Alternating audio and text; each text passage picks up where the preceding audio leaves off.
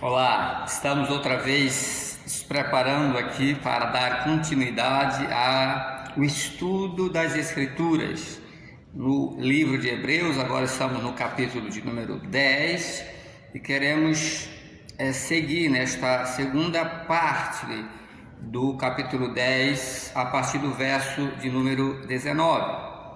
Nosso tema geral, como lembramos, é suportando as aflições. Então nós vamos ler o capítulo 10 de Hebreus a partir do verso 19, e diz assim: Tendo, pois, irmãos, ousadia para entrar no santuário pelo sangue de Jesus, pelo novo e vivo caminho que ele nos consagrou pelo véu, isto é, pela sua carne, e tendo um grande sacerdote sobre a casa de Deus, cheguemo-nos com verdadeiro coração e em inteira certeza de fé, tendo o coração purificado da má consciência e o corpo lavado com água limpa. Retenhamos firmes a confissão da nossa esperança, porque fiel é o que prometeu. E consideremos uns aos outros para nos estimularmos ao amor e às boas obras, não deixando a nossa congregação, como é costume de alguns, antes admoestando-nos uns aos outros, e tanto mais quando vedes que se vai aproximando aquele dia. Vamos orar. Querido Deus, dá-nos tua graça e bênção, ó Deus amado, para que a tua palavra seja de fato relevante na vida de cada um que vai ouvi-la, recebê-la, Senhor, com atenção para o ensino e para a exposição da tua palavra. Assim rogamos que o teu bendito Espírito esteja instruindo e, ó Deus, dando iluminação ao teu povo e também, ó Deus, a capacidade para os que não te conhecem como Salvador de compreender a sua necessidade. Oramos assim em nome de Jesus. Amém. Nós já sabemos que a carta aos Hebreus foi escrita para impedir que alguns dos judeus cristãos voltassem atrás na sua decisão de servir a Cristo e retornar ao judaísmo, à antiga aliança, que de fato era incapaz de oferecer o perdão, embora tivesse a sua provisão temporária. É verdade, porém, que naqueles dias em que Cristo estava ali, chegou a Jerusalém, havia muitos dispersos judeus por todo o império. Eles eram ativos, os judeus, no comércio. Você sabe, deve entender pelas escrituras que eles tinham grande influência também na política. Eles estavam inseridos naquela sociedade. Então, de outro lado, nós observamos que os crentes, os primeiros crentes, eles eram judeus, como o próprio Saulo, que se tornou Paulo de Tarso. Então, os crentes, os discípulos, os primeiros discípulos do Senhor, eles pregaram aos judeus e houve a conversão de muitos deles. E quando isto aconteceu, eles ficaram sujeitos à perseguição, especialmente dos seus próprios patrícios. Eles viviam sob uma pressão e por isso sujeitos pela pressão que estavam sofrendo, pensando em voltar, em retornar atrás na sua confissão ou na sua fé. Havia o perigo de perderem trabalho. Eles eram homens que estavam inseridos ali naquela sociedade, grandemente no meio da economia também. Então, por causa da sua decisão, da sua fé em Cristo, poderiam perder o trabalho. Haviam problemas também com relação ao seu prestígio, quando se sabia da confissão da fé deles em Jesus Cristo. Havia problemas na família e outros problemas e dificuldades que somavam-se com uma pressão sobre a vida deles. Não pense que isto é diferente hoje.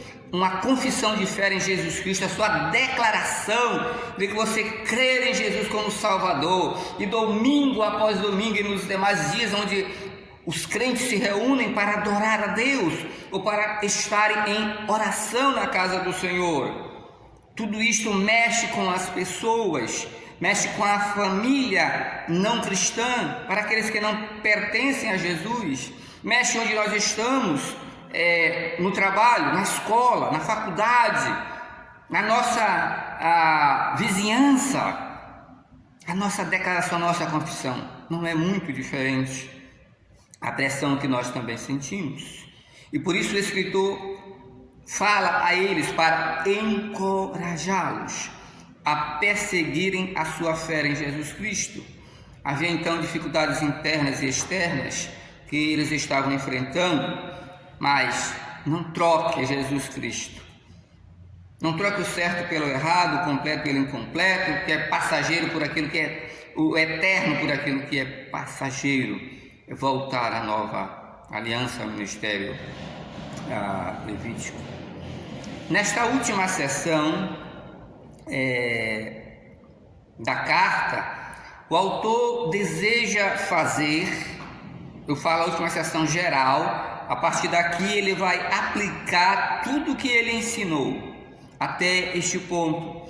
E ele vai chamar a atenção para a sua responsabilidade como crente em Jesus Cristo. A minha responsabilidade de como nós devemos nos comportar como servo de Cristo, como um jovem cristão, como uma criança, como um homem, como uma mulher, como uma família cristã. Esta é a exortação que ele vai trazer, a parte prática de tudo que ele ensinou, aquilo que Cristo alcançou para nós.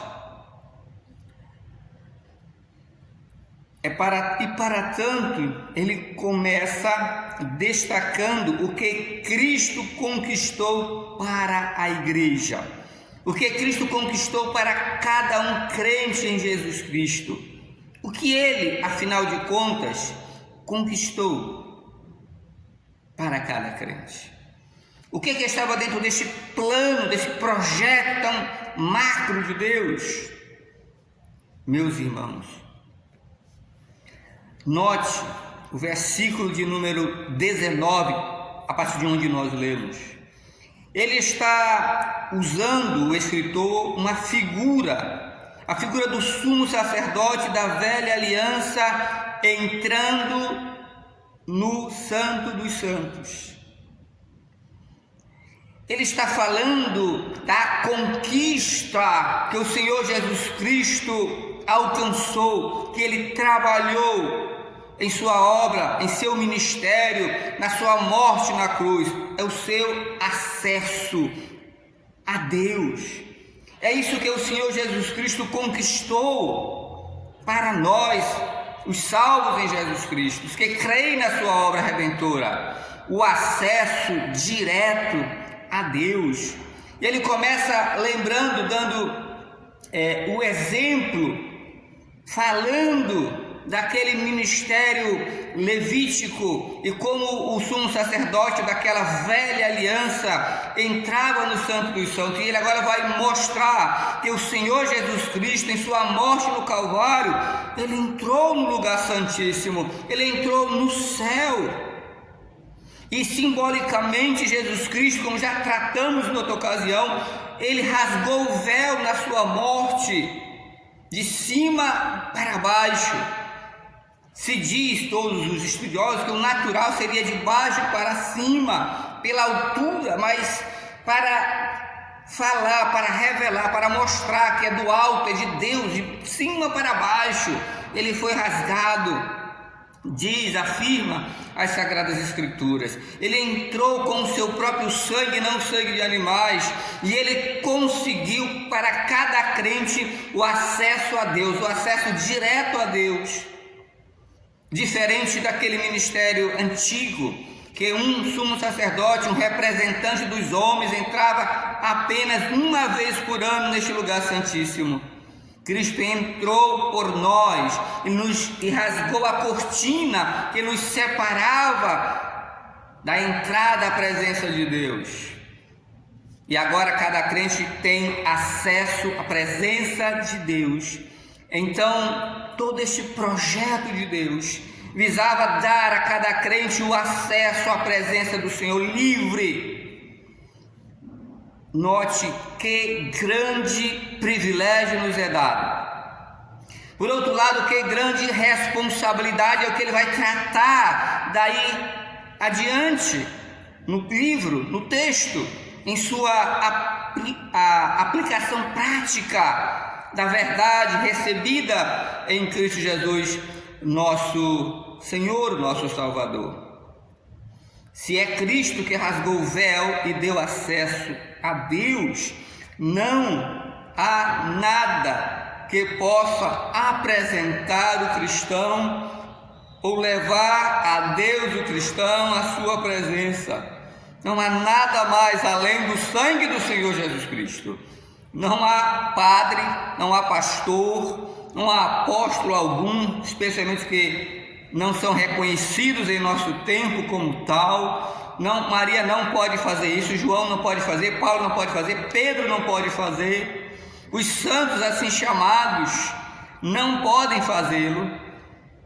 Só o Senhor Jesus Cristo é que pode nos dar e nos deu acesso a Deus, para nós entrarmos livremente à presença do Senhor, pelo sangue de Cristo, pelo sangue da nova aliança.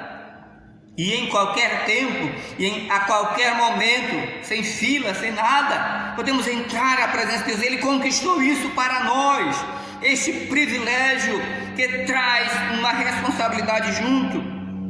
Esse era o propósito de Deus para a sua igreja.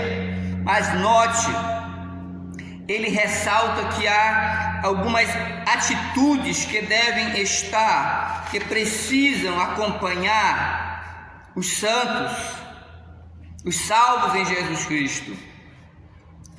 Acho que são 3 delas, pelo menos, destacadas aqui. A primeira é: você precisa se aproximar. É necessário se aproximar de Deus. Diz o nosso texto, verso 22, cheguemo-nos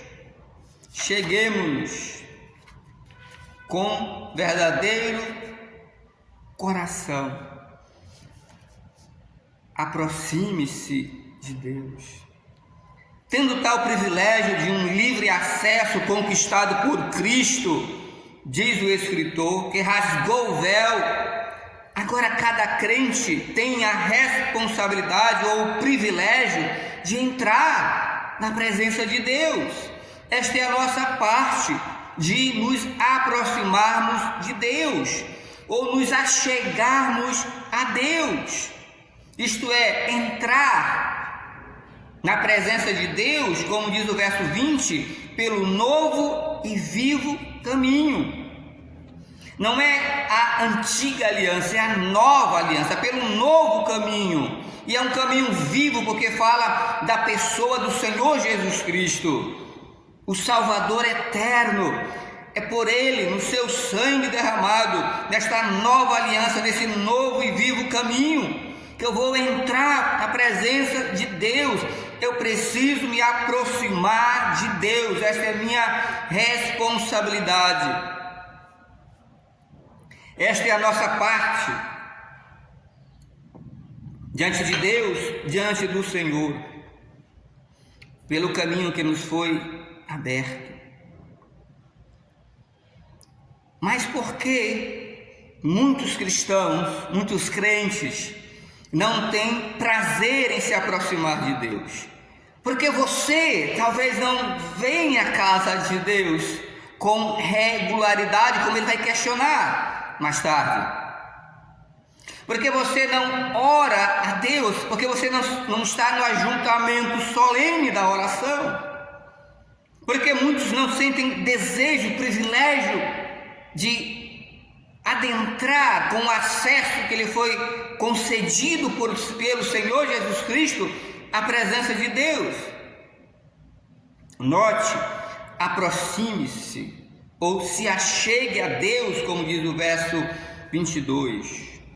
Porém, este privilégio de se aproximar, ele destaca que deve ser com um coração sincero. Com sincero coração, ou com verdadeiro coração, na tradução diferente, sincero ou verdadeiro coração, porque esta é a ideia, um coração verdadeiro, um coração com o motivo correto, um coração que deseja desfrutar da presença de Deus, que quer entrar e quer usar este acesso à presença de Deus para adorá-lo, para cultuá-lo, para louvá-lo, para desfrutar da sua presença.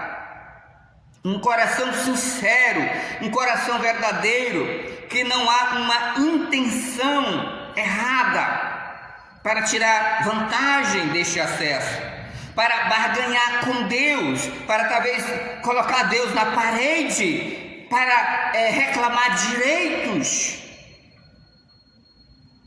diante de Deus. Então, é um coração verdadeiro.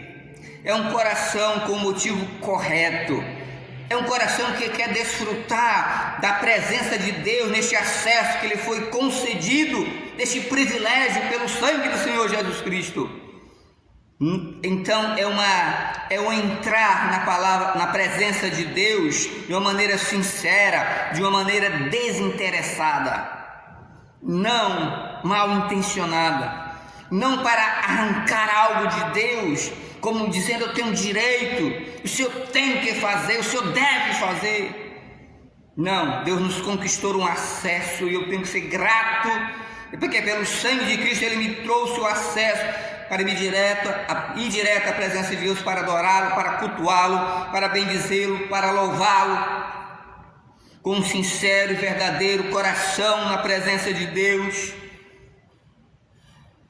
E a segunda verdade diz que é em certeza de fé.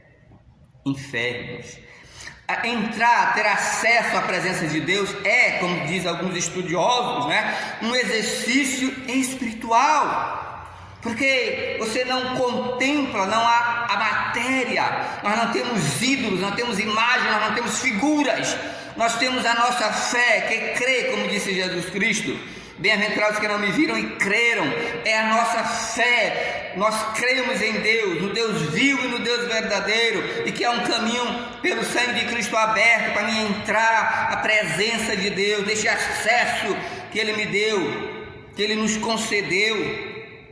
Ademais diz que sem fé, Hebreus 11, verso 6, sem fé é impossível agradar a Deus. Olha, com sincero coração.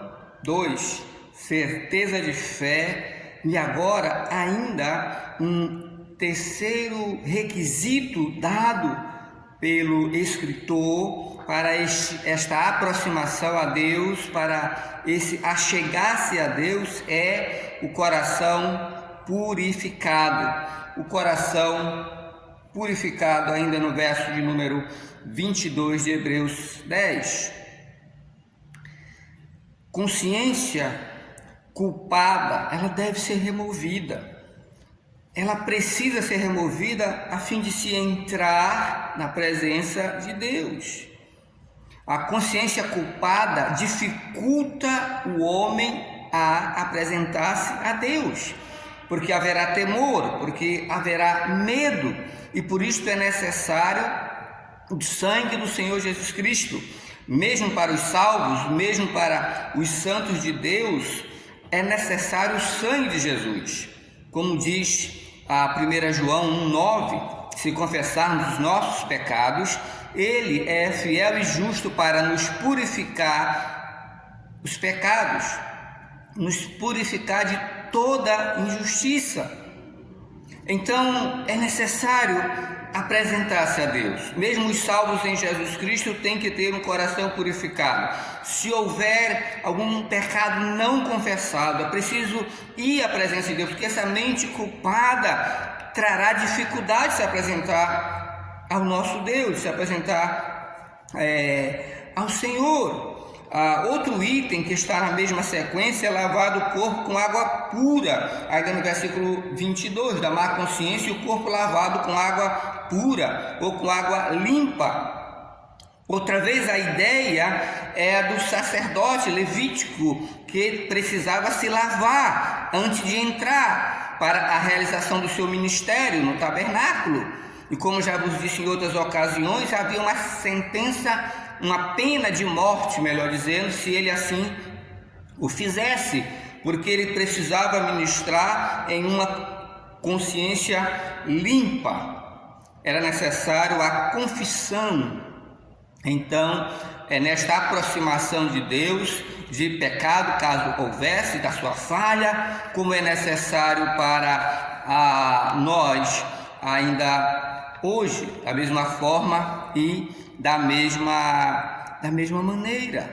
Porque muitos não se aproximam? Qual é a dificuldade de usar esse privilégio do acesso a Deus? Talvez seja porque falta a purificação, falta o remover a culpa diante de Deus, mesmo para os salvos. É pedir e confessar a Deus para que seja lavado, removida qualquer dificuldade que trouxe problema na comunhão com Deus, na comunhão então com o Senhor. Talvez essa seja a causa de tantos não estarem na oração, nem usarem a oração privativa, entra no seu quarto, fazer o uso deste acesso, e menos ainda na oração pública, que também faz parte, como já tratamos anteriormente, da nossa responsabilidade. Esta é a ideia, então, do lavar do corpo com água pura, de uma purificação interior e espiritual, que é operada pelo Espírito Santo. Bem, mas a segunda verdade que está declarada, a primeira é se aproximar. Esta é a minha responsabilidade. O caminho foi aberto, o acesso foi dado por Jesus Cristo, eu preciso me aproximar. Com estes itens que nós já destacamos, com coração sincero, verdadeiro, certeza de fé, coração purificado e lavado com água pura. Mas a segunda instrução nos dada aqui é que deve ser com firmeza na fé. Eu devo me aproximar e eu devo fazê-lo com firmeza na minha fé. Verso 23, Hebreus 10, 23, retenhamos firme a confissão da nossa esperança. Lembre-se que quando falamos de aproximar, desse livre acesso a Deus, isso está em destaque a fé. Agora, quando ele fala que é necessário de firmeza na nossa confissão da esperança, o enfoque é a esperança. Fé, amor, fé, esperança, e depois ele vai destacar o amor, né? 3 práticas que devem andar juntas na nossa vida. Firmeza na fé. Deus nos tem dado muitas promessas, dentre elas a vida eterna. Logo, a ideia aqui é do testemunho, como diz o texto, da nossa esperança em Cristo.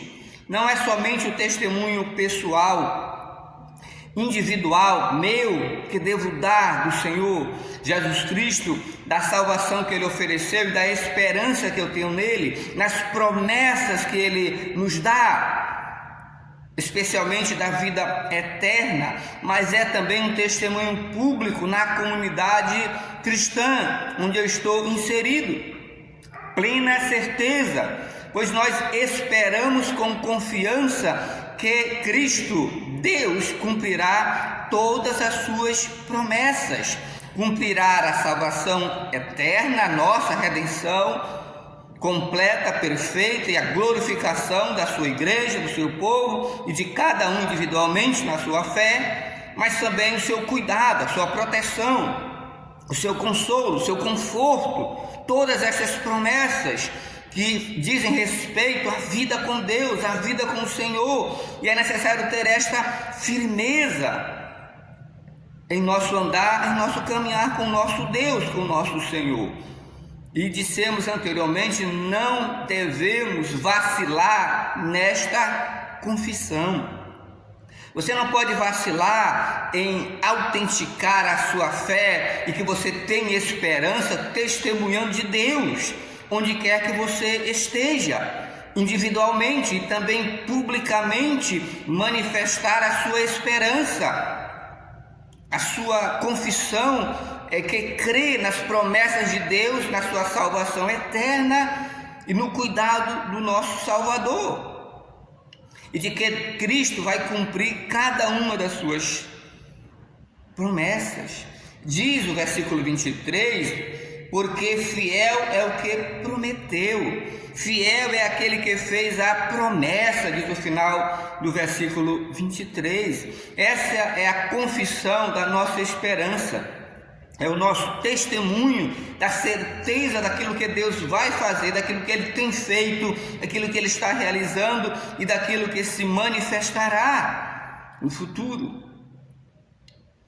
E, finalmente, nós temos a exortação mútua, que também é destacado em nosso texto. A nossa responsabilidade é nos aproximarmos. A nossa responsabilidade é fazer isso em firmeza de fé, isto é, revelando a nossa esperança individualmente e publicamente. E também ele diz que é nossa responsabilidade a exortação mútua, e aí é que entra o amor. Fé, esperança e amor nesta seção de 24 e versículo 25, Hebreus 10, 24 e 25. Veja que o texto, verso 24, diz: consideremo-nos uns aos outros para nos estimularmos ao amor e às boas obras, não deixando a nossa congregação, como é costume de alguns, antes admoestando-nos uns aos outros, e tanto mais quanto vês que se vai aproximando aquele dia. A exortação mútua. Considere e haja deliberadamente num propósito de estimular. Note que a ideia da expressão estimular é provocar um sentimento forte, ou um forte sentimento. A questão de estimular é de nós estarmos prontos a agir em favor do nosso irmão, na exortação mútua na comunidade cristã, para despertar nele sentimentos, para despertar nele encorajamento, para despertar em nossos irmãos e uns aos outros o desejo de servir, de honrar, de glorificar então ao nosso Deus. Esta exortação mútua não é para provocar raiva, não é para provocar o ódio, não é para provocar divisão, não é para provocar problemas ou dificuldades na comunidade cristã. Diz que deve provocar, estimular, quer dizer, provocar uma ação, um sentimento de amor, é o que diz o texto, dentro da comunidade cristã. É para provocar um sentimento juntos de servir a igreja do Senhor Jesus Cristo e uns aos outros. Diz para estimular, para provocar o amor e as boas obras na comunidade cristã, a comunidade do nosso Deus. Praticar ações que vão abençoar o irmão ou a irmã, estimular uns aos outros a oração, estimular a adoração, estimular ao louvor, estimular ao evangelismo, estimular ao trabalho, ao serviço que produz e dá glória e honra ao nosso Deus. Não é para produzir brigas, intrigas, sensualidade, qualquer coisa desta natureza na comunidade. Agora, note que quando o verso 25 fala de não deixar a congregação, ele está falando de como é que vamos cumprir este propósito de Deus, de estimular uns aos outros. É estando na comunidade cristã, é estando na igreja. Por isso nós não podemos deixar de congregar, para poder cumprir o propósito de Deus para a sua igreja, estando juntos, estimulando, provocando o amor, provocando o desejo para servir ao Senhor, para as boas obras, para o ministério da casa de Deus. É imperioso então vir à igreja, é imperioso ter constância no culto público, na casa de Deus. É necessário estarmos juntos, é preciso ter o testemunho individual e também unificado como igreja do Senhor Jesus Cristo. E não dá para fazer isto se não estivermos congregando. Por isso ele diz: não deixe de congregar. Afinal de contas, há um alvo. Ele diz que a razão de nós termos de agir desta maneira, de provocar o amor, de provocar o serviço, provocar a adoração, provocar o louvor na nossa comunidade cristã, na igreja onde estamos servindo, é porque se aproxima aquele dia. Diz o final do verso 25: tanto mais quanto vezes se vai aproximando aquele dia. A razão de agirmos, de provocarmos esse sentimento forte de servir a Deus e do amor na comunidade, e para isso precisamos estar na comunidade, é porque aquele dia está se aproximando. O Senhor vem buscar a sua igreja, o Senhor vai se revelar no arrebatamento àqueles que Ele salvou, a sua igreja. Ele vai nos tomar para si neste arrebatamento, e aquele dia está se aproximando. O juízo de Deus sobre o mundo em pecado está chegando, e esta é a razão de precisarmos estar juntos na comunidade, na igreja, e estarmos provocando o desejo do amor, o sentimento e também do serviço cristão. Não devemos ter medo de nos aproximar de Deus. Não devemos ter medo. Seja para ser banhado pelo sangue de Cristo, e aqui eu me refiro àqueles que não têm Jesus como Salvador, precisa ser banhado. Jesus disse que aquele que já se banhou não precisa lavar os pés. Então, há pessoas que têm que ser banhado, lavado completamente pelo sangue de Jesus. São pecadores que não receberam Jesus como seu Salvador, precisam entregar a sua vida a Jesus, tem que ser banhado pelo sangue remidor, sangue de Cristo, crer nele, aceitar ele como Salvador, ser lá banhado completamente. Mas para os salvos em Jesus Cristo, que podem também ocasionalmente ter dificuldade de usar o acesso que já tem Jesus Cristo, é necessário, nas palavras de Cristo também, ao apóstolo Pedro naquela ocasião, lavar os pés para manter a comunhão do Senhor. Talvez muitos estão se aproximando de tantas coisas, estão usando um acesso a tantas coisas deste mundo que não edifica a sua vida, mas que a destrói, que lhe afasta de Deus, que revela incredulidade até, ações práticas, como o Salmo 1 nos adverte para termos cuidado. Então não vacile na sua fé. Não vacile na sua fé. Olhe, esta parte, como eu já disse, do 10, 19 em diante, é a parte prática da carta. E entenda bem, ele diz: olhe, Deus lhe deu um acesso livre à presença de Deus. Você tem a responsabilidade de se aproximar com firmeza na fé e executar o propósito de Deus, que é a exortação mútua dentro da comunidade. Aquele dia se aproxima, Jesus vem buscar a sua igreja, Jesus vai julgar este mundo.